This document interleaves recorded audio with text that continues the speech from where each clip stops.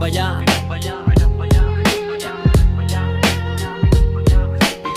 Fresh kapag pinabayaan. Nabalitaan mo ba? Dalawang bata ang sangkot sa isang trahedyang buong bayan ay nalungkot.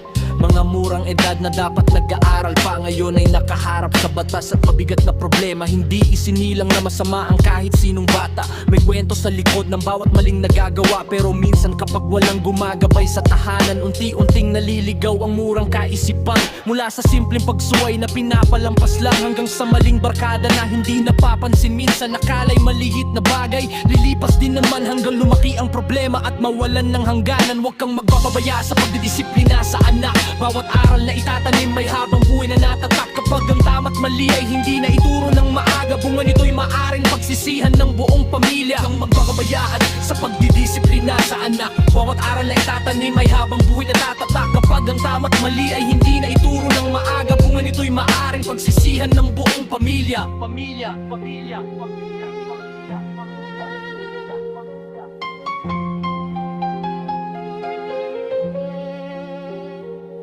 May talata sa Biblia na paalala sa magulang na huwag pabayaan ang wastong paggabay sa tahanan. Hindi lang basta parusa ang tunay na kahulugan, kundi pagtuturo ng tama para sa kanyang kinabukasan. Dahil ang batang walang direksyon at gabay, madaling matangay ng maling impluensya sa buhay. At kapag dumating ng araw ng mabigat na kapalit, pagsisisi na lamang ang maiiwang kapalit. Kaya habang may panahon, habang kaya pang turuan, habang bukas pa ang isip at puso ng kabataan, disiplina na may pagmamahal, respeto at unawa, para hindi sa kulungan o kamatayan ng kahinatnan ng bata.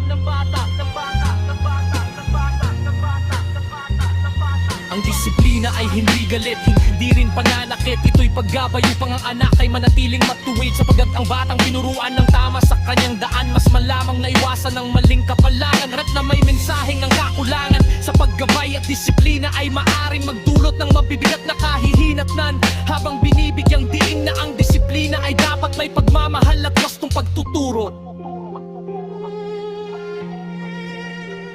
hindi pananakit.